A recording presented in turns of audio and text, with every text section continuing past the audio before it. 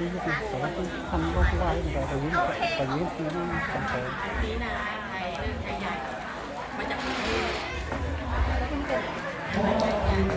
เรื่องวิหารเลยกรุงเทพใช่ไหม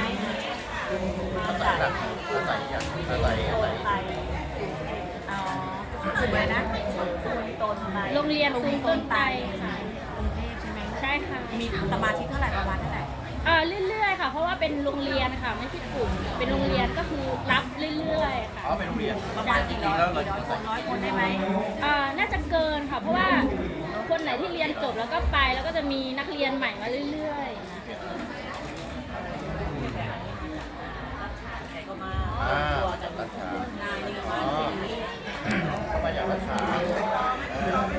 ขามาเรียนมาอะไรอย่างเงี้ย แล้วบ้านเราในกรุงเทพบ้านเป็นประมาณไหนมีป่ะ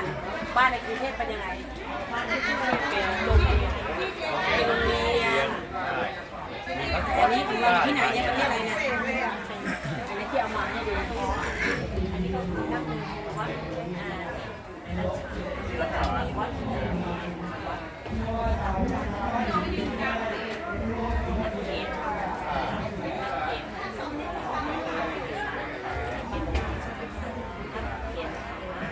อันนี้คือรักษาชุมชนเขาที่นี่อยู่ที่นู่นวันนี้ก็ยังเป็นรัฐบาลนี้เหรอไม่ได้มีตัวมีอะไรในกรุงเทพ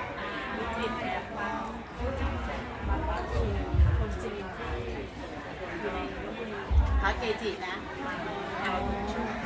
เนี่ยครูบาบุญชุ่มก็เป็นเขาแล้วนะ รอเหรอไม่ยินครับ อะไรนะเจ้าสาว